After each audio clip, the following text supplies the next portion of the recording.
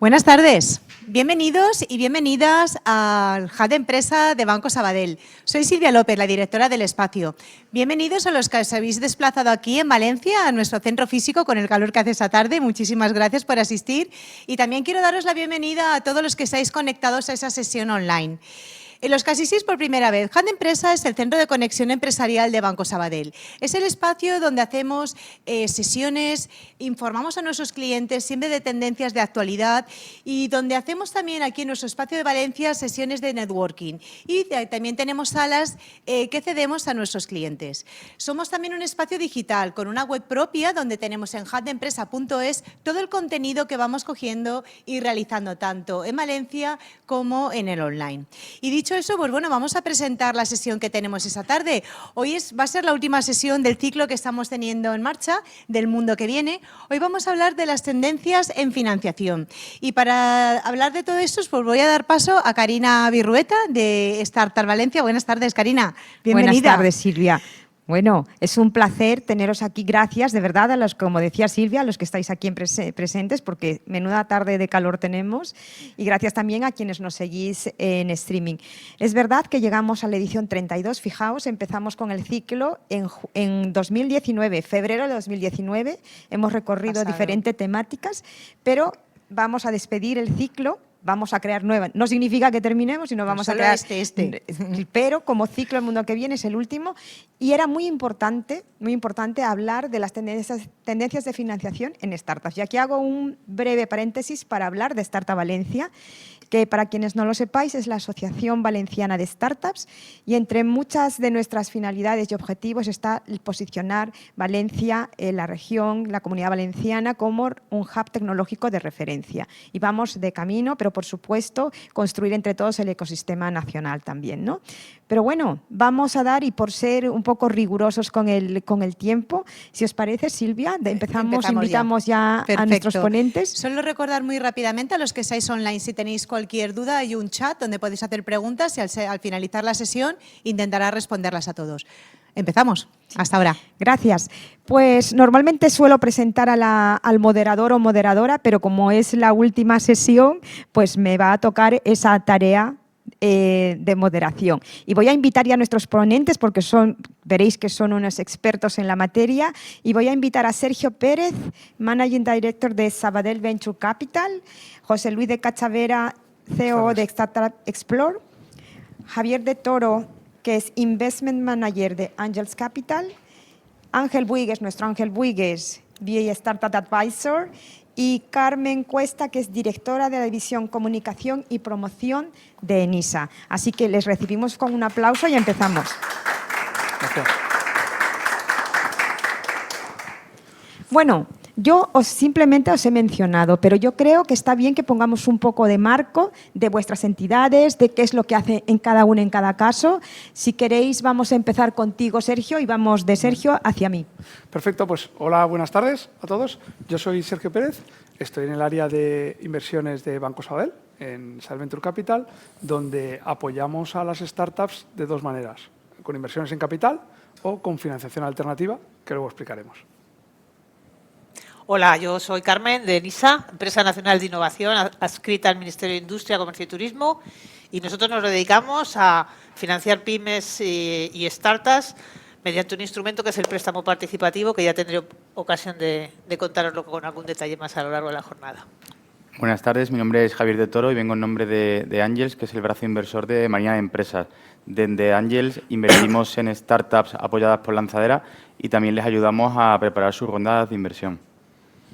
Hola, buenas tardes a todas y a todos, aquí y en remoto. Soy Ángel Buigues, soy B-Startup Advisor aquí en Banco Sabadell. Y B-Startup es la unidad desde la que hacemos dos grandes ejes de actividad. Banca especializada en startups, acercar el ámbito bancario y el de startups. Y también hacemos inversión en capital, en áreas tempranas. Seríamos una área más temprana, la de Sabadell Venture Capital, en etapa SID. Buenas tardes, yo soy José Luis de Cachavera, llevo el departamento de operaciones de Startup Explore, y para quien no nos conozca, somos una plataforma de crowd equity, invertimos desde etapas muy iniciales hasta pre-series A prácticamente, y nada, y apoyamos proyectos de innovación siendo agnósticos en el sector y en el mercado. Genial, como veis tenemos la suerte de contar con un panel realmente de expertos y yo creo que los que llevamos muchos años en ecosistema estamos viviendo, ¿no?, ese desarrollo de las startups, cómo han ido madurando, el ecosistema va haciéndose mayor, va adquiriendo cierta madurez. Ya no solo tenemos startups en etapa seed, tenemos startups, tenemos scale-ups, incluso tenemos unicornios, ¿no?, en España. Y vamos a hablar un poquito de las startups y os voy a hacer preguntas y aquí sí que es quien quiera intervenir, interviene. Vamos a dejar ese orden uno tras otro, podéis incluso sumar entre vosotros, pero vamos a hablar de esos cambios en la forma en la que las startups desarrollan su negocio actualmente. Yo creo que efectivamente han madurado. No sé si por exigencias del guión o porque hay muchos agentes que las ayudan en las etapas iniciales, bien incubadoras, bien aceleradoras, pero vienen con los deberes más hechos y sobre todo los modelos de negocio están más pulidos, son menos wannabe y más solucionar un problema. Y eso a los inversores evidentemente nos da mucha seguridad porque sabemos que invertimos en modelos que aportan valor. Bueno, yo creo que yo me incorporé a NISA en el año 2010. Creo que fue el primer año que tuvimos una línea para financiación de emprendedores y estaba todo en mantillas. De cómo estaba en el año 10 a cómo está ahora, ha habido una evolución yo creo que muy notable y creo que además ahí hemos tenido la culpa, por decirlo de alguna manera, tanto la colaboración público-privada como las propias startups que también han madurado. Sí, yo también creo que efectivamente hay una evolución, como lo que no sería natural es que no la hubiera.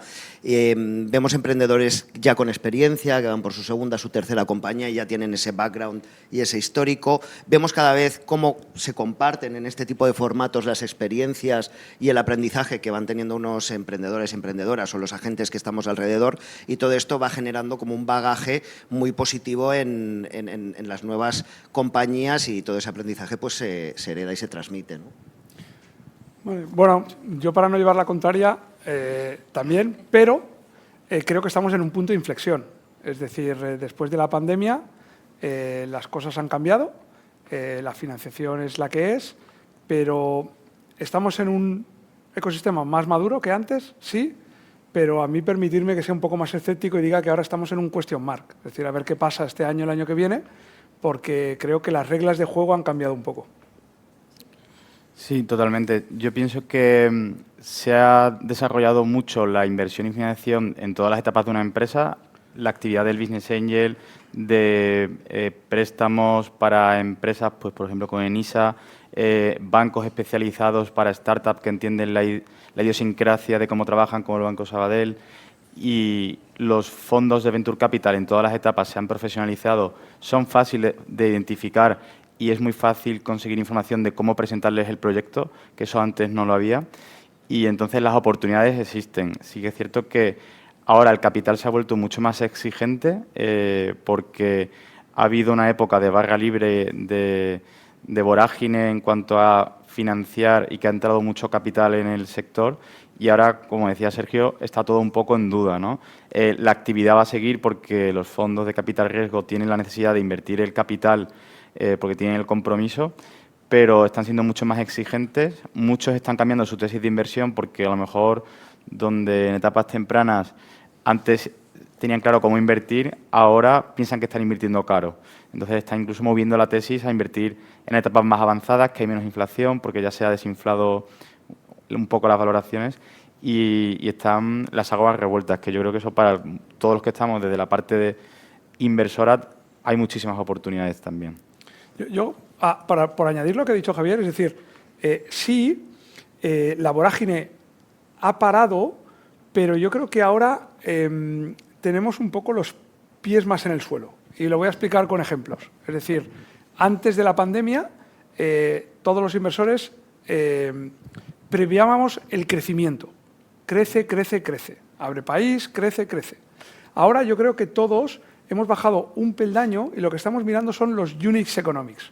Es decir, crece, pero a ver qué precio. Es decir, si tú estás creciendo y tu coste de adquisición no te da margen, cuidado. Es decir, tienes que mirar más los unit economics y ver que creces, pero de una manera sana, ¿vale? Es decir, no es que no miremos el crecimiento, pero ahora no es el crecimiento a cualquier precio. No sé qué pensáis. Claro. Sí.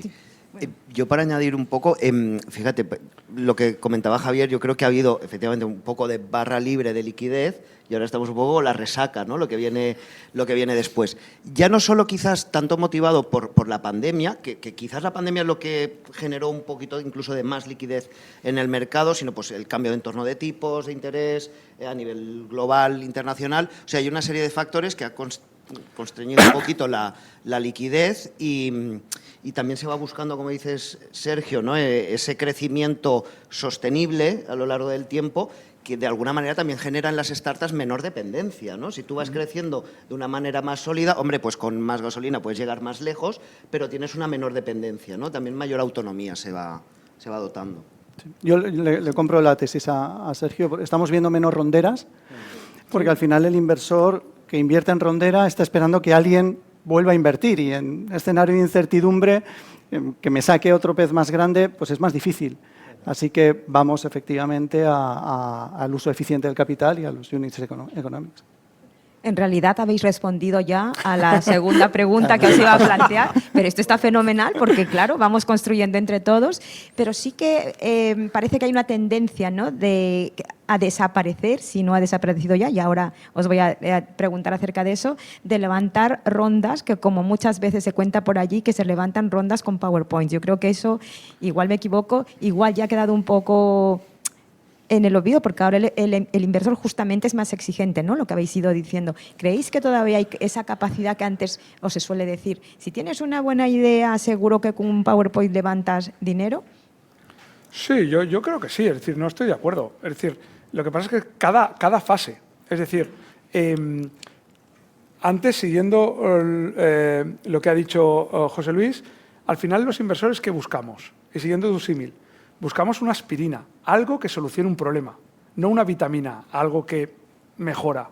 Si tú encuentras un mercado, tienes una solución, ¿vale?, la gente va a invertir en tu PowerPoint. La cuestión es el valor de ese PowerPoint. Puede ser que antes un PowerPoint se pagaran 5 millones de euros porque decías, no porque lo valiera, sino decías, oye, si yo invierto tanto, se tienen que diluir tanto los emprendedores para que la cap table sea invertible, que llamamos los inversores, y llegue a la siguiente fase. Ahora, lo que pasa es que tienes que ser más eficiente en tu capital. Y eso es bueno, porque el ecosistema español es mucho más maduro.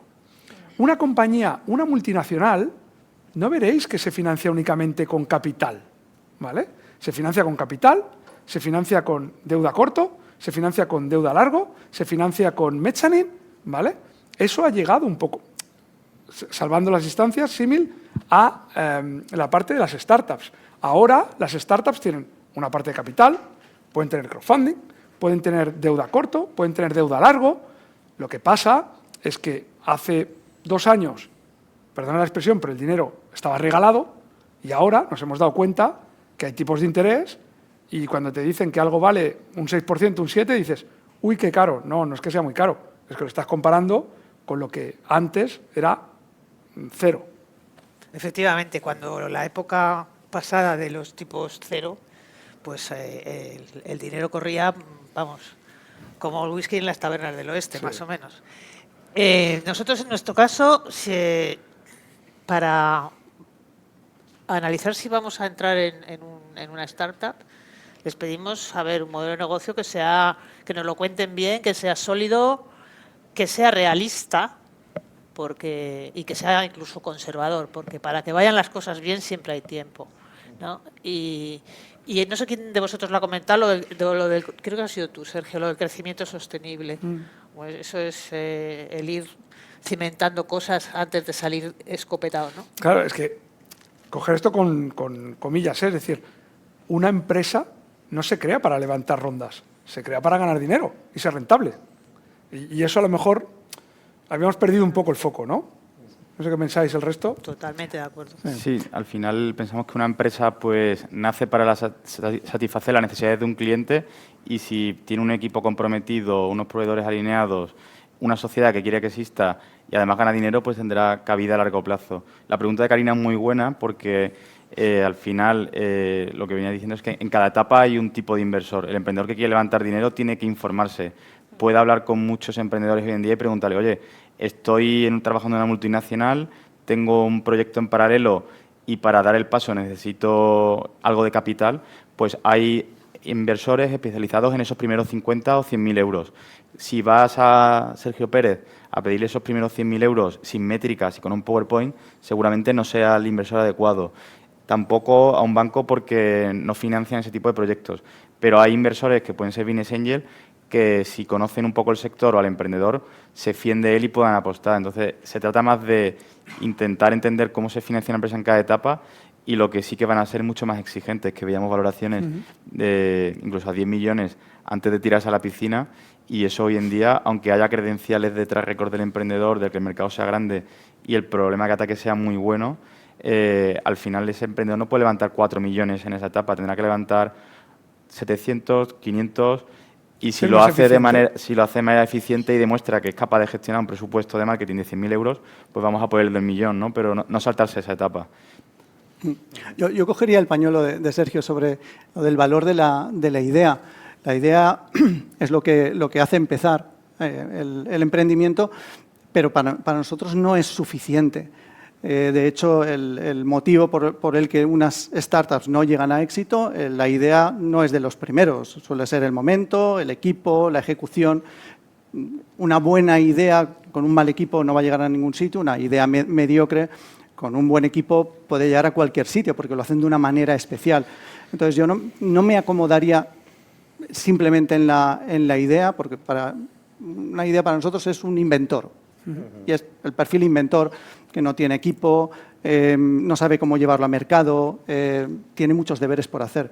Yo pensaría en algo más trabajado para realmente ser invertible desde nuestro punto de vista. Depende de la etapa, ¿no? Es decir, porque si tú, por ejemplo, estás buscando una serie A y, por poner un ejemplo, tienes un e-commerce, ¿vale? Vendes algo por Internet, ¿no? Y de repente llegas a un inversor de serie A y le dices, no, mira, mi CAC, yo recupero el CAC en la segunda venta, ¿vale?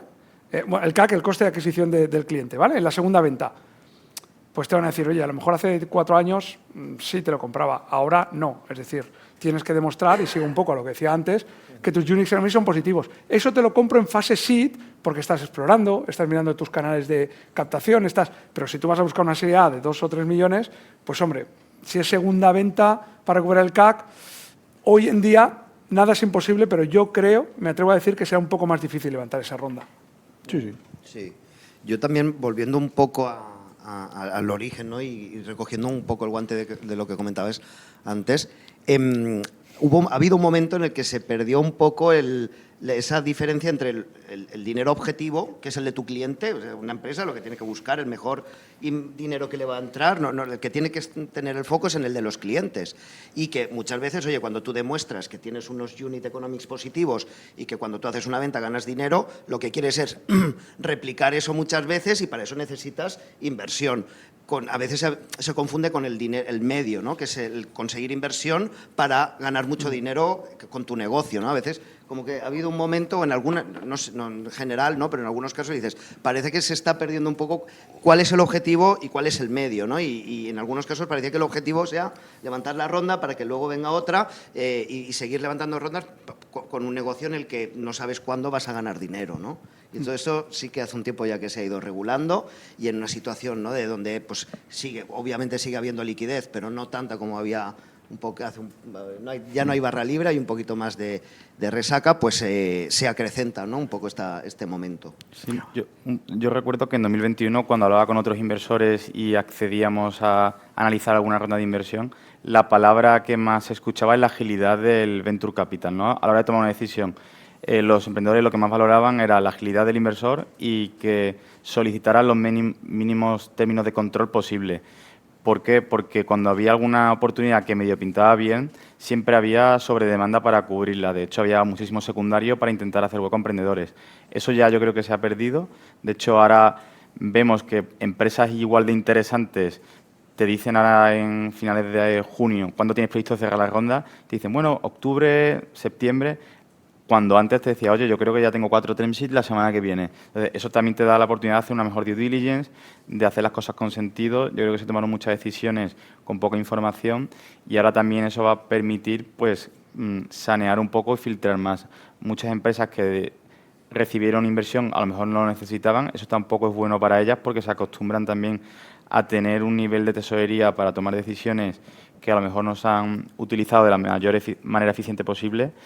Y ahora estamos viendo muchas que no pueden justificar esas valoraciones o esos aumentos en las rondas actuales. Y eso es malo porque cuando una empresa hace una ronda a menor valoración ya genera un desalineamiento entre los socios que puede que por solo ese hecho genere conflictos y ya la motivación se pierde, incluso acabe cerrando, pero la empresa ha ido bien. Lo malo es que se ha financiado de una manera que la solución es muy complicada.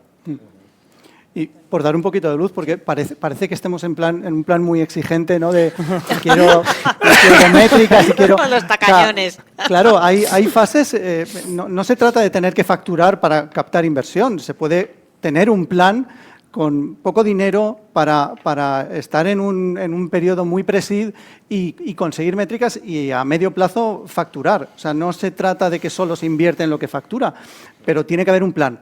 En una fase inicial, con un PowerPoint, no puedes pedir 500.000 euros para tener 2 años de runway y montar el e-commerce y internacional. No se hacen así las cosas. Debes tener un plan a corto plazo, ejecutarlo, luego ir a por una ronda porque has cumplido con tus anteriores inversores y has cumplido las proyecciones y así se puede crecer. Es decir, no es un no a la financiación o a la inversión en los primeros stages. Es ten un plan, vístelo bien y a por todas.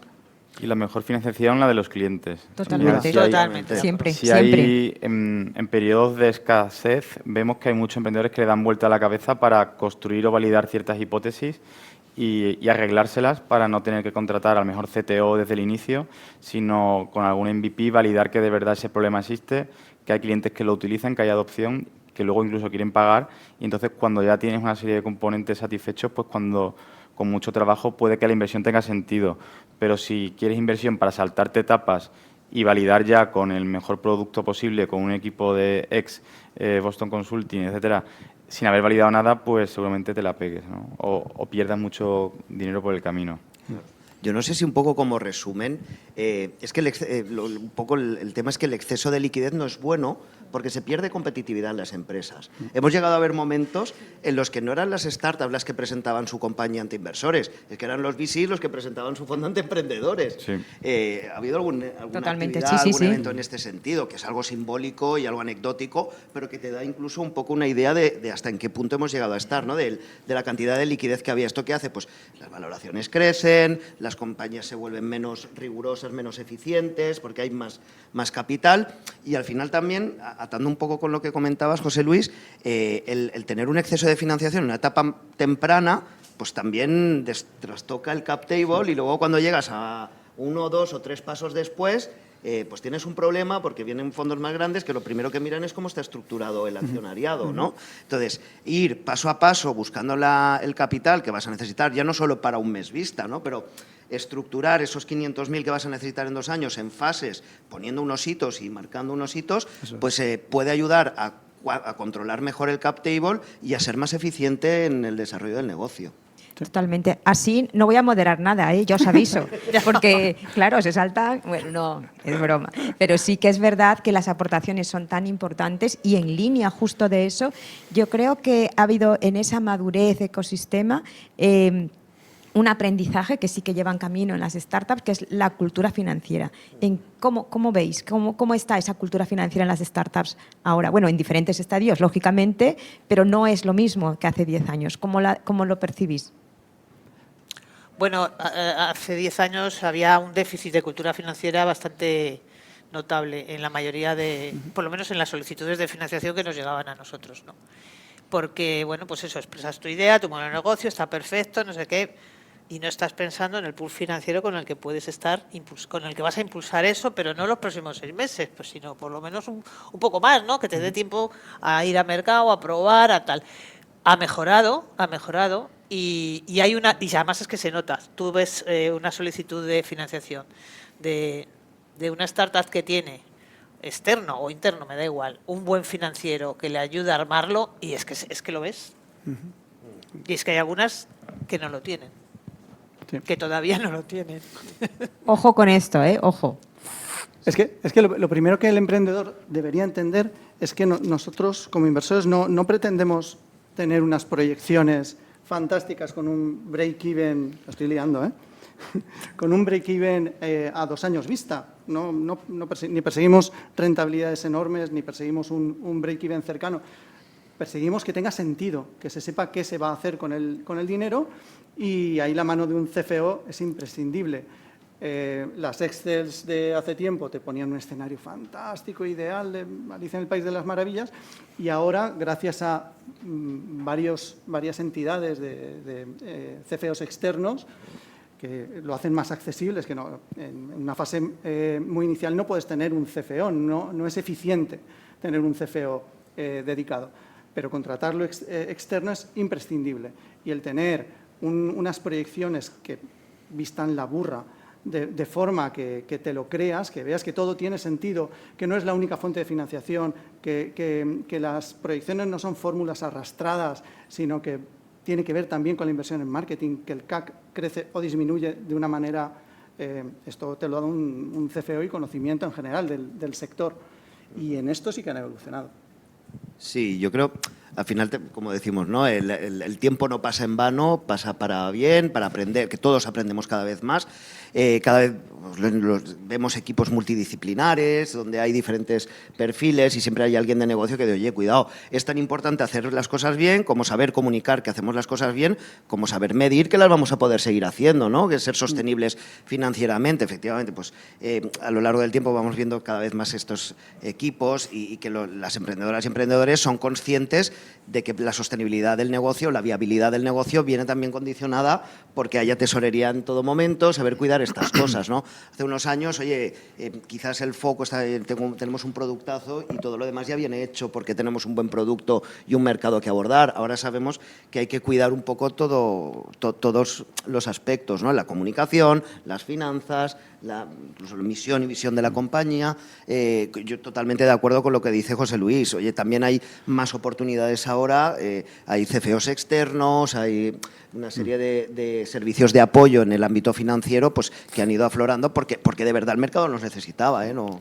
por otra cosa. Yo creo que el nivel financiero en las empresas que nosotros vemos es bajo, en el sentido de que a lo mejor no te saben justificar dónde tienen el dinero en su empresa, si es en la cuenta de clientes, en el banco, se creen que a lo mejor por facturar más la empresa va de una manera más adecuada, pero no te saben responder a ciertas preguntas, ¿no? Yo creo que el emprendedor tiene que ser el que más sabe de su cliente, de su sector, de su mercado, pero no puede desconocer el lenguaje de las empresas, que al final es el lenguaje financiero, ¿no? Y aunque no sea el que lleve en el día a día, porque eso al final te va a dar una gestoría, pero mensualmente tiene que saber y se tiene que despertar sabiendo con lo que tiene en caja, lo que vendió el día anterior, los pagos que están por vencer, y tiene que tener una idea mínima de cómo va su empresa, aunque tenga un CFO, si lo tiene o no. Entonces, yo creo que eso es un poco de empezar cuando, si se contrata un CFO, el CFO no se relega, sino que le tiene que explicar al CEO cómo va la empresa, le tiene que hacer razonar e incluso formar mensualmente al emprendedor sobre palancas que se pueden tocar para mejorar la situación de la empresa y que se conciencie de la importancia de eso, ¿no? Porque a lo mejor está con foco en un lío que pueda ser el departamento de compras, departamento de expansión, y ha olvidado la realidad de la empresa, que es la tesorería, ¿no? Si me permitís, Es que es tan importante tenerlo claro porque hasta en el momento de negociar con un cliente, si tú te puedes permitir que te pague dentro de 60 días o dentro de la negociación le tienes que decir, oye, no, el 30% tiene que ir por anticipado, porque al final la tesorería también es una parte fundamental de las finanzas. Entonces, no puede estar en ningún caso desligado, ¿no? Como anécdota también, pues hace tiempo alguien me ha dicho, oye, tomamos un café y me cuentas lo tuyo. Digo, wow, ¿esperas que te resuba todos los años de estudios y de experiencia tomando un café? Cuéntame, explícame tu ingeniería de caminos en otro café, ¿no? Que hay veces que también hace años se tomaba como que el ámbito financiero es, bueno, sí, eso está ahí y es como esa asignatura por la que hay que pasar y si sacó un 5 ya está bien, pero en realidad es que impacta en tantas cosas, como decías, Javier, pues en el departamento de compras, si es el momento de hacer unas compras o no, o unas inversiones, unas contrataciones, si yo a la hora de negociar con mis clientes tengo que llevar la negociación, ceder de otro lado para conseguir que me pague por adelantado o me puedo permitir que me pague a 60 días porque vamos cómodos, es que al final las finanzas impactan, no es un área estanca, es que es totalmente transversal. Sergio, no sé si esta parte No, más bueno, corporate. nada que añadir. Es decir, al final es verdad que estamos todos madurando, que el director financiero es importante, pero también tienes que ver qué tipo de compañía tienes, ¿vale? Es decir, pues no es lo mismo una compañía de biotecnología o deep tech, ¿vale? Donde el director financiero es importante, ¿vale? Pero en cada fase, ¿vale? Que una compañía pues, que está yendo a mercado rápido, en el cual pues tienes que medir bien lo que tienes y, como habéis dicho vosotros, cómo vas a gestionar la caja, ¿vale? Es decir, yo sí que creo que efectivamente en eso hemos madurado, ¿vale? Pero nos queda camino. Es decir, yo creo que todavía nos queda camino de trabajarlo. Yo me pregunto, perdonadme, que igual que hemos dicho que los emprendedores y las emprendedoras han ido madurando, algunos a base de darse golpetazos, etcétera. Ya hemos comentado alguna vez el tema de esos cadáveres que han abonado el ecosistema, ¿no? Que sobre proyectos que han fracasado, pues se construye, ¿no? Se construye conocimiento y se construye cultura del emprendimiento. Yo creo que también los inversores hemos hecho ese recorrido. Los inversores, aquí somos de muy distinta data, ¿no? Pero también hemos hecho un poco esa carrera de aprender y de ir afinando los análisis, las percepciones que tenemos de los proyectos. No sé qué pensar. Bueno, y otra cosa, a la entrada de los inversores extranjeros, que hace unos años no operaban Que antes solo eran inversores nacionales y ahora tenemos no sé, ya... que desde diversos puntos comentéis bueno, la visión no que sé, tenéis. Yo mi Te he visión... quitado el papel. No pasa nada, yo estoy encantada, la verdad. Mi visión es similar, pero también tienes que saber en qué fase estás. Es decir, a mí cuando un emprendedor en fase inicial me dice, oye, es que me voy a ir a Londres a buscar inversión, perfecto, seguramente hay una probabilidad de que lo consigas. Pero esto, ¿cómo funciona? Los inversores fase seed o pre-serie A quieren tener cerca al emprendedor, ¿vale? Serie A, pues un poquito más ampliado. Serie A plus B, pues sí que ya hay partners paneuropeos. Y una de las cosas que yo sí que he hecho en falta un poco es que los emprendedores hagan los deberes igual que nosotros, es decir, que al menos miren la página web del inversor al que están visitando, porque muchas veces te viene un proyecto de biotecnología, no, es que yo no hago biotecnología, ¿vale? O te viene un proyecto de, oye, yo es que estoy buscando 10 millones de euros, no, mira, es que yo invierto hasta serie A, ¿vale? Entonces, es lo que tenemos que hacer y siguiendo lo que tú dices, los inversores también hemos aprendido. ¿Y sabéis lo que hemos aprendido? Que no tenemos ni idea. Es decir, que no tenemos ni idea, de verdad. Los inversores no tenemos ni idea, pero sí que sabemos una cosa, que os necesitamos. Porque nosotros tenemos unos jefes que nos dan un dinero para gestionar, que tenemos que gestionar bien y que tenemos que invertir. Por lo tanto, los inversores siempre tendremos la puerta abierta para vosotros. Y esto es mutuo, es decir, nosotros os necesitamos, igual que, con todo el cariño, pues las empresas en fases iniciales necesitan a los inversores, ¿vale? Entonces, sí, hemos aprendido, hemos ido aprendiendo, pues, con cosas buenas, cosas a mejorar y cosas pues, que no nos han salido tan bien, pero yo creo que todavía nos queda bastante camino. La vida es un camino de aprendizaje. Totalmente. Sí. Bueno, en realidad tenemos un círculo virtuoso, ¿no? Que nos necesitamos mutuamente, pero que es necesaria ambas partes. Está claro que estamos viviendo un nuevo escenario en cuanto a financiación de las startups y quería preguntaros en relación a las posibles consecuencias que pudiera tener esto a medio y largo plazo. No voy a marcaros años, pero sí que estamos marcando esos hitos también ahora. ¿Cómo creéis que va a ser de aquí, no sé, de aquí a 5 años, por ejemplo, o 3? O sea, yo creo que yo soy tecnológico, entonces los números me pirran y es que son ciclos. Es que, ojalá me equivoque, pero es que hubo la crisis de los .com, luego volvió a subir, luego, ahora estamos en un valle que yo creo y espero que siga subiendo, o sea, que subirá. Entonces, yo creo que va a afectar y seguramente, y ojalá no me equivoque, este año costará más conseguir financiación y valoraciones que el año que viene, que el otro, porque la economía pues irá otra vez subiendo. Soy optimista por naturaleza, entonces, pero bueno. Yo no tengo ni idea, ¿eh? No sé. O sea, lo que sé es que ni yo ni prácticamente nadie, o sea, creo que no sabemos lo que va a decir Powell en la reunión de la FED, no sabemos los tipos en Europa cómo van a estar, no sabemos, porque además los mercados son un estado de ánimo. Con lo cual... Pero José Luis, ¿no estás de acuerdo conmigo que hay ciclos? Es decir, no sabemos cuánto va a durar, ¿no? Pero... Claro, pero fíjate, hace un año decían, nos la pegamos. Sí. En Navidad yo oí hablar del reset. Se va a dar el gran reset. No viene. Entonces, esto ya es el comienzo. O después de verano, que hay mucho turismo y la crisis viene después de verano. Nadie lo sabe. No, lo que sí que es cierto es que esto tendrá consecuencias, porque el ánimo inversor frenará o se animará en función de cuál sea ese espíritu que se vive. Cierto que los fondos tienen unos plazos, pero al final el que le pone el dinero en la etapa de fundraising a los fondos o a nosotros en cada ronda, pues tiene su corazoncito, su estabilidad, su miedo, y para mí es una incertidumbre. Lo que yo creo que sí que es más complicado es que los fondos levanten capital, porque ahora los inversores institucionales, family office, tienen otras alternativas con menor riesgo a rentabilidades decentes. Entonces, antes todo daba cero, de hecho el banco te cobraba. Ahora, pues tienen letra de tesoro al 3,5, que es la tasa libre de riesgo. Puedes encontrar operaciones en el mercado que dice, oye, pues de mi patrimonio que gestiono derivo algo menos a tecnología. Entonces, ¿qué pasa? Que los fondos que se han fondeado en 2020, 2021 y 2022 tienen mucha pasta, pero son conscientes de que los siguientes fondos no van a ser tan fáciles de levantar.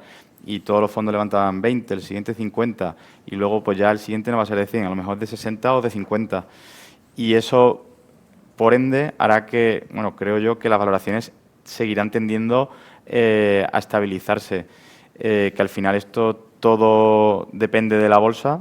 Si la bolsa paga en SaaS múltiplos de 15, pues los inversores de growth, que son los que sacan en 2 o 3 años las empresas a bolsa, pues van a pagar 10, 15, no van a pagar 20, porque si no van a perder dinero con las expectativas de lo que va a valer el producto en 2 o 3 años. Eso cae en cascada hacia abajo y a nosotros que estamos en etapas tempranas no ha llegado del todo. O sea, yo creo que el año pasado nos pudimos perder, o anterior, oportunidades por agilidad, porque no teníamos la información suficiente para tomar decisiones, y este año nos estamos pidiendo oportunidades por valoraciones altas todavía, en etapa de pre-seed a Serie A. Entonces, no sé muy bien si esas empresas van a seguir encontrando capital a valoraciones decentes o tendrán que llegar a sostenibilidad para no depender de inversores. Bueno, ¿Qué es para ti valoraciones decentes? Dices, siempre es subjetivo, depende del año, pero depende de la oportunidad de mercado, del equipo, de la atracción que tengan en ese momento. No puede ser tan... Como hay menos tracción, no puedes comparar como a partir de Serie A, pero empresas que tienen muchas cosas por validar, que ya se acerque las valoraciones a 10 millones, sin facturar ni 1 millón de euros y sin que el 100% de sus ingresos sean recurrentes y garantizados, pues dice, oye, la siguiente ronda, ¿qué tienen que hacer para que valga 20? Claro, antes estábamos hablando con Javier y siguiendo esto, es decir, que cuando viene el emprendedor, tu empresa es tu vida, es tu hijo, piensas en el 24 horas y para ti vale oro, ¿vale? Pero cuando tú miras el mercado, y por ejemplo, siguiendo lo que hablábamos con Javier, estamos hablando de SaaS, Software as a Service, es decir, lo que son ingresos recurrentes, ¿no? Y estábamos diciendo, Javier, que hace 3 años tú en alguien que tenía una ARR de 2-3 millones, podías llegar a múltiplos de 20 veces ARR. 20 veces. Es decir, 20 veces los ingresos anuales que tú pagas. ¿Qué pasa? Que ahora, como decía Javier, la bolsa ha bajado, ¿vale? Las cotizadas SaaS han bajado, por lo tanto, tú no te puedes permitir ese lujo. Entonces, ¿qué está pasando? Todavía las valoraciones en serie A, preserie A, todavía no se han terminado de ajustar, y si tú pagas 25 veces ARR en serie A y creces, la empresa va bien, pero cuando llegas a serie B te están pagando 20, dices, es que yo esta compañía la he valorado a 10, pero aunque ha crecido como el múltiplo a que te baja la bajada, es 10. Entonces, te lo he preguntado por eso, es decir, porque antes de que empezara lo estábamos hablando de qué es una valoración buena. Pues depende, no es que sea buena o mala, sino lo que esté dispuesto, porque los inversores en serie seed invierten para ganar dinero en serie A, los serie A en serie B, serie C. Es decir, esto es una cadena. Entonces, si te pillas sándwich... Totalmente. Y una cosa buena y mala que tienen los inversores es que compran y venden.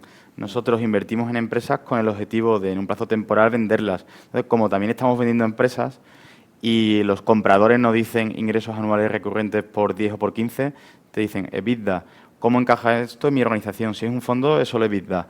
O qué están haciendo diferente, ¿no? Entonces, como vemos lo complicado que es vender una empresa y que alguien pague bien por la compra, pues tampoco podemos permitirnos comprar caro en los inicios, ¿no? O pagar valoraciones que nos cueste mucho, en teórico, pensar que va a haber una revalorización.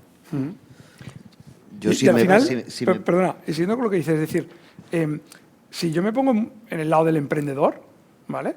Y estoy cerrando una serie A y de repente me están pagando 20 veces ARR, tengo 1 millón, ¿vale? Me pagan 20 veces ARR, estoy en un casi 100% seguro que vas a estar súper contento.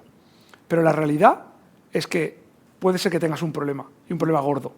Sí. ¿Cuál es el problema gordo? Que si tú no cumples las expectativas de crecimiento, la siguiente ronda vas a tener un problema para conseguir la valoración y vas a tener un problema en casa.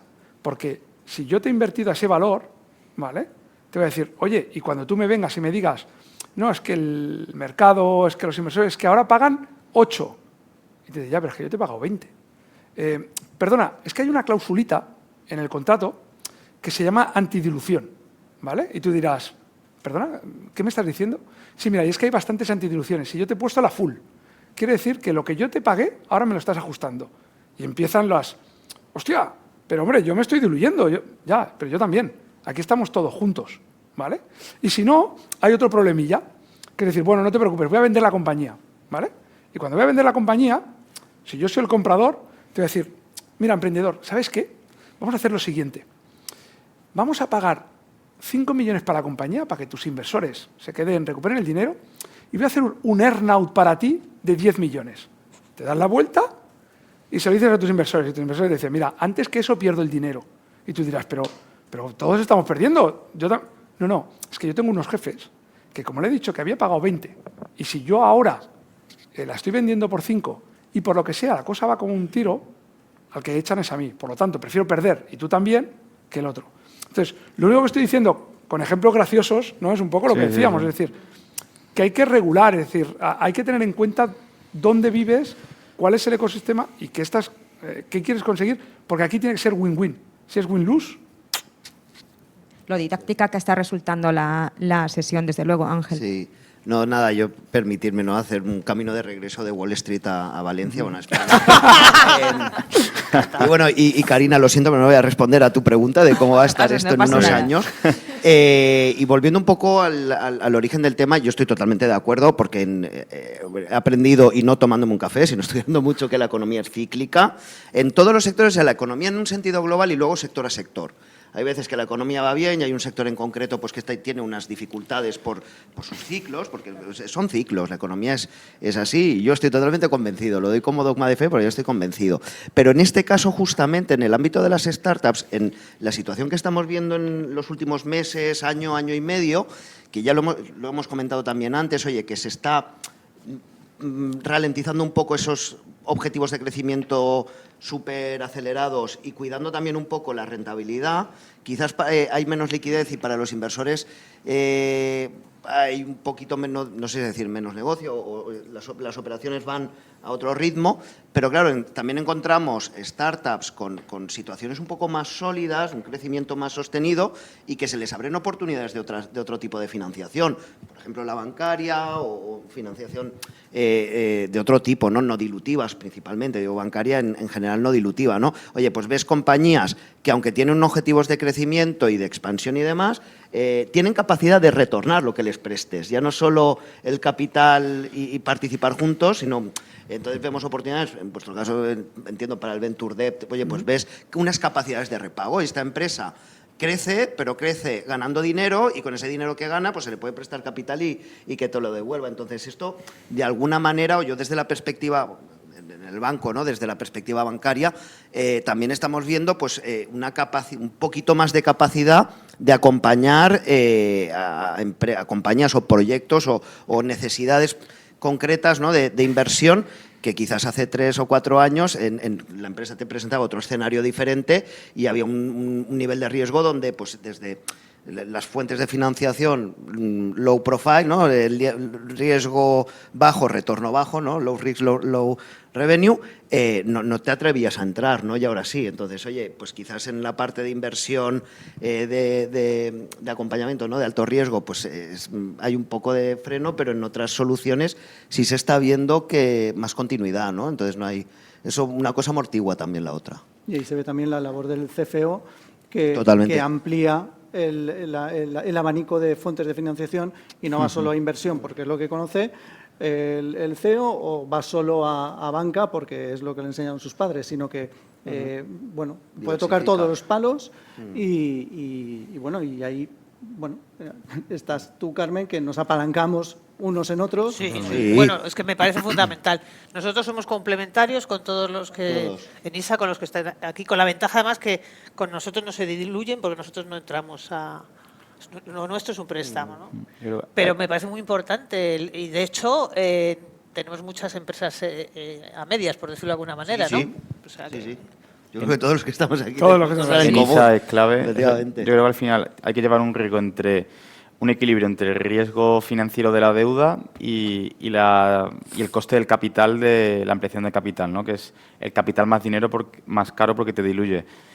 Si te financias solo con deuda, pues probablemente pones en riesgo en la empresa. Al final tienes que llevar un balance que sea acorde y es muy inteligente que con cada ronda la vayas apalancando con ENISA, que no tiene garantía ni vales personales, el tipo de interés adecuado y al final no diluye a los emprendedores, aumenta el runway, más tiempo para validar, para traccionar y aumentar la valoración en la siguiente ronda, si es lo que se quiere. Sí, como ejemplo y siguiendo lo que decíamos, sí que es verdad que el CFO, igual que nosotros, ha madurado, ¿vale? Bastante, sobre todo en scale-ups. Nosotros pues, hemos cerrado últimamente pues, en una compañía, se cerró una ronda de 100 millones y en lugar de hacerla toda en capital, se hicieron 30 de deuda alternativa, 70 de capital. ¿Por qué? Porque los múltiplos estaban bajando. No, por suerte esa compañía tenía term sheets para cerrar los 100 millones en capital, bueno. ¿vale? Pero al final se decidió hacer 30 de deuda alternativa, 70 de capital. Y otro ejemplo también de otra compañía que la verdad es que va muy bien, que lo que ha hecho ha sido, oye, ahora mismo los term sheets me están pagando múltiplos X, creo que los múltiplos van a subir, ha cogido 20 millones de deuda alternativa, ¿vale? Para alargar la ronda y hacerla a principio de 2025. Eso en grandes compañías, que es apalancamiento financiero, lo saben hacer los CFOs. Yo creo que los CFOs han aprendido en fases un poquito más scale-ups. Claro, en compañías, cuando hablamos de 20 millones, no es una startup que está vendiendo 1 millón, es un poquito más grande. Pero también son startups, es decir, son scale-ups, digamos. Y ha hecho, pues, oye, se la está jugando, porque ha cogido 20 millones de deuda, que el Excel lo aguanta todo, pero no lo va a devolver si no hay una ronda, ¿vale? Pero que le diluye muy poquito, ¿vale? Si lo comparas con el capital, con la esperanza de que, oye, en 2025 voy a hacer esa ronda. ¿Por qué lo ha hecho? Porque ahora ha tenido term sheets encima de la mesa, muchos, por suerte podía elegir, los múltiplos han bajado, dice, oye, pues cojo los 20 millones de deuda para hacerlo. Y la otra que os he puesto, teníamos term sheets de 100, se han cogido 70 y 30, pero eso ha bajado, es decir, estoy hablando de esto pero desde 1 millón hasta 30, 40, 50. Sí, totalmente. En el equilibrio está la clave. Si cogemos el balance mentalmente, dejamos la parte del activo, bueno, que eso ya tiene sus cosas, y en el pasivo, oye, una de cal, una de arena. Capitalizas, aprovecha y equilibra, ¿no?, ese porcentaje de autonomía financiera. Oye, he capitalizado la compañía, tengo una posición cómoda de capital, de capital core, que nadie me lo puede exigir. Bueno, los inversores me exigen muchas cosas, pero que se lo devuelva directamente, no. Pues aprovechas el momento y te endeudas, porque, muy bien, como decías, Javier, al final, si solo te enfocas a la deuda, eso tiene un tope.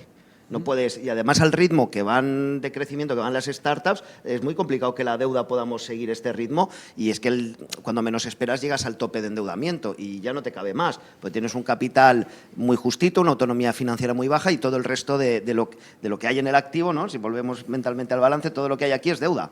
O sea, viene con la deuda. Entonces, ese equilibrio es fundamental y totalmente de acuerdo con la figura del CFO. O sea, recuerdo que generalizo, y son ejemplos un poco también simpáticos por generalizar. Pero hace unos años venía una emprendedora o un emprendedor y decía, hola, necesito un préstamo. ¿Para qué? Para pagar. Y ahora viene, no, quiero un factoring pronto, con notificación sin recursos, estos son los 3 deudores que me tienes que clasificar. Entonces, claro, notas ahí una profesionalización o un renting para esta maquinaria, tal. Y entonces ya vienen mentalmente con una estructura mucho más compleja y más adecuada.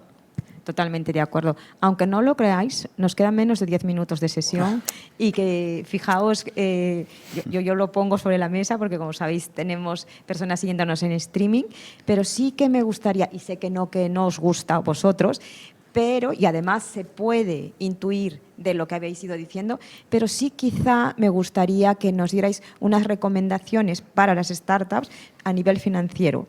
A nivel financiero para buscar o no más inversión, pero sí algunas recomendaciones. Y ahora sí vamos a empezar en orden. Vamos a empezar por José Luis. Yo creo que debes dar la sensación de tener respuestas para todo.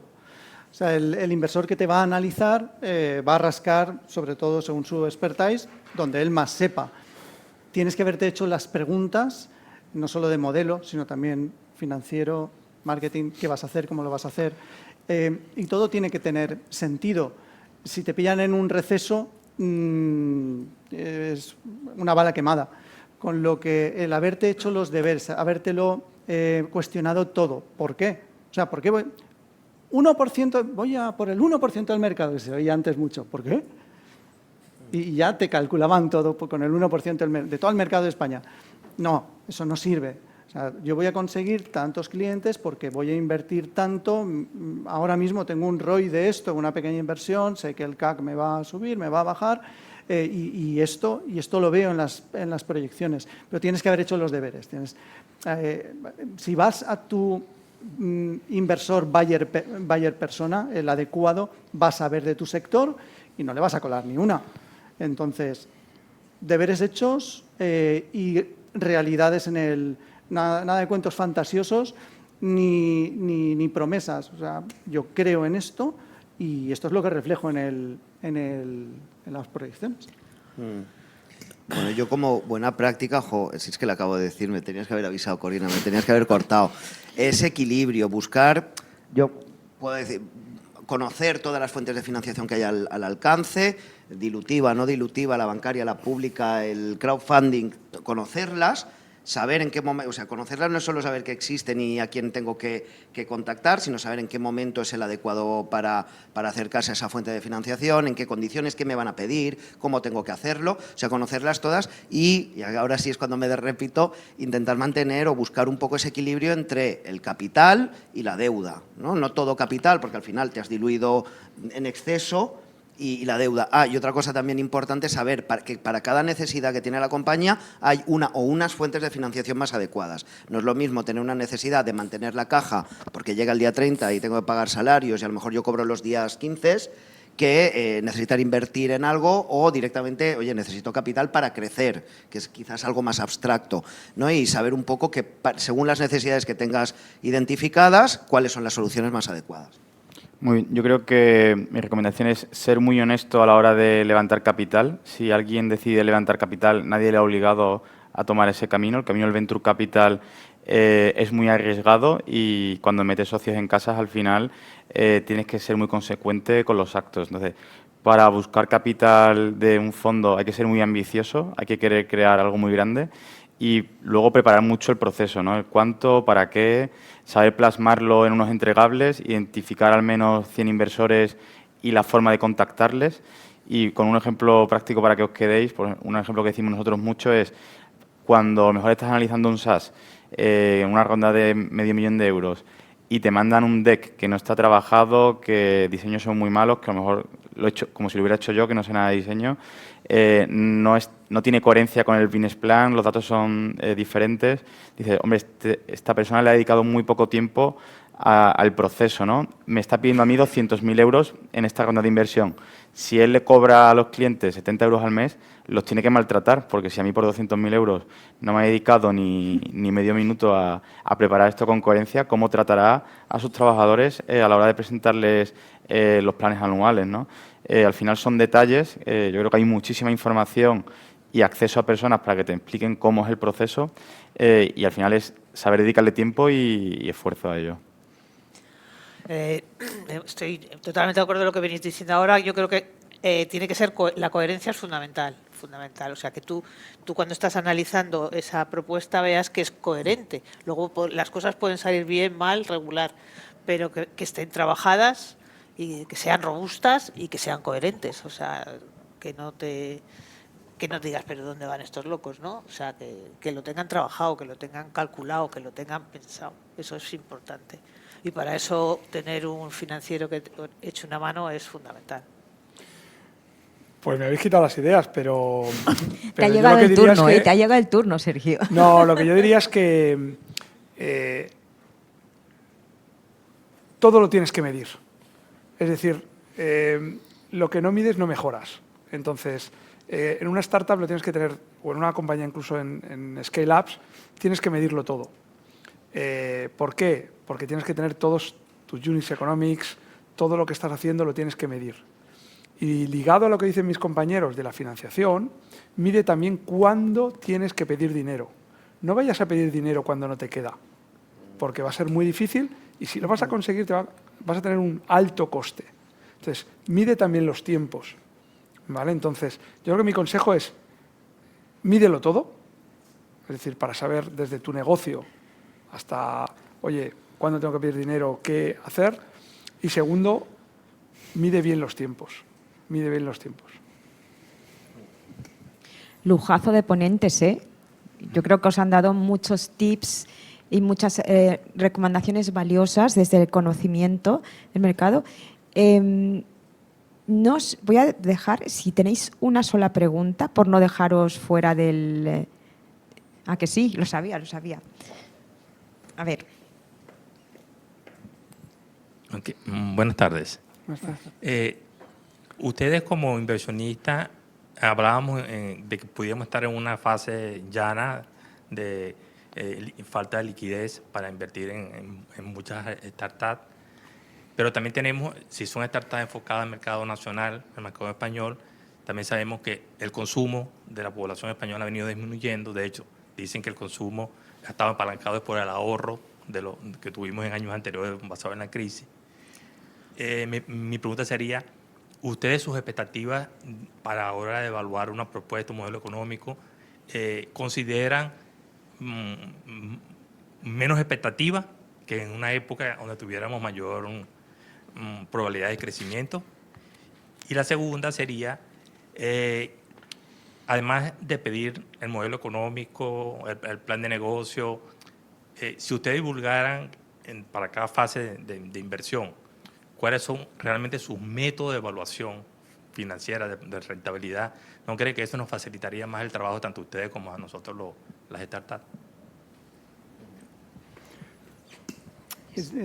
Va por sectores. Hay sectores que, aunque estemos en crisis, van a seguir creciendo y sectores que lo van a sufrir. Efectivamente, en las proyecciones, un inversor que haga los deberes va a tenerlo todo en cuenta. Y eso pues penalizará probablemente la valoración o se le hará subir. Un buen argumentario de un emprendedor es cómo va a solucionar esa eventual crisis en su sector y cómo seguirá creciendo. Es decir, que al final el emprendedor venga con la solución. Luego, los modelos de negocio que lo que aportan es una mayor rapidez en procesos, un abaratamiento, eso aún en épocas de crisis pueden tener muy buen fin. Y a esto tenemos que añadir una cosa, un pequeño matiz sobre que los negocios vayan bien. Un inversor, no financiación, un inversor que pone dinero en una startup y esa startup va bien y crea trabajo y le da dinero al emprendedor, el inversor puede estar muerto perfectamente con esa inversión, porque el inversor lo que quiere es que multiplique a múltiplos, pues cuanto más altos mejor, una media se puede perseguir el 10, porque si no, él no va a recuperar nada. Las startups no van a repartir dividendos, solo recuperará liquidez si esa startup crece y viene un pez más grande y la compra. Con lo cual, que vaya bien para un inversor puede no ser suficiente, ser su sentencia de muerte. No sé si alguno quiere aportar algo más. Bueno, no, lo que decía, es decir, ver un poco el sector y lo que dices. Es decir, si tú, por ejemplo, tienes una startup en EdTech, ¿vale? Pues seguramente conseguirás valoraciones más atractivas y más inversores que si tienes una compañía en retail, ¿vale? Generalizando, ¿por qué? Pues porque ahora la educación online, EdTech, es una tendencia, ¿vale? Con la pandemia pues ya se ha consolidado y el retail, pues claro, la economía está más estancada, la gente compra menos, ¿vale? Entonces, es lo que tienes que ir mirando. Y luego, hablabas de las valoraciones. Depende de qué tipo de compañía, es decir, y lo que tú quieras. Y siguiendo un poco lo que decían, te voy a poner un ejemplo muy sencillo. Yo tengo una startup donde voy creciendo un 100% anualmente y pierdo dinero porque mi payback es de menos de 12 meses, pero como yo estoy invirtiendo para captar clientes, la curva, estoy perdiendo dinero, ¿no? Y voy creciendo, ¿sí? Ahí estás jugando al juego del venture capital y del crecimiento, ¿no? Si tú te consigues una compañía que de repente, estoy filosofando, pero bajas mucho el payback y te metes en evitas y de repente tienes un evita del 20% de 4 millones y dirás, oye, es que mi compañía vale tanto. Pues a lo mejor no, porque te metes en otro tipo de inversor que lo que te dice es, oye, yo ya no compro el crecimiento, sino compro el evita y te estoy dando 6 veces evita, 8 veces evita, que son diferentes tipos de inversor. Te estoy diciendo la misma compañía, con diferente estrategia. Entonces, eso también lo tienes que mirar cuando dices el qué. Es muy fácil decirlo, Luego, nosotros vemos los toros desde la barrera. Bueno, perdona con el de este, pero luego tienes que jugar tú. Pues hemos superado unos minutitos del tiempo que tenemos, así que vamos a despedirles con un fuerte aplauso. Gracias. Y Ángel y yo vamos a tener, bueno, no es el placer, pero sí la alegría. No es placer, No, por eso digo, no placer. es el placer. En ningún caso. Hemos recorrido, como os decía al principio, varios años con este ciclo y para nosotros ha sido muy importante la trayectoria, ¿no? Que sepáis que no durante la pandemia en sí, pero sí hacia el salir de la pandemia, como ya empezamos a hacerlo en el streaming, llegamos a tener hasta 1.800 personas, y gracias a las personas que nos siguen en streaming. Y también deciros que no solo tenemos ya seguidores en Valencia, en España, sino también muchos que tenemos desde Latinoamérica. Así que ha sido un placer compartir este viaje con Vía Startup, que por supuesto sigue siendo partner de Startup Valencia, pero sí que es verdad que el ciclo termina hoy y empezaremos nuevas acciones juntos. Eso es. Nada.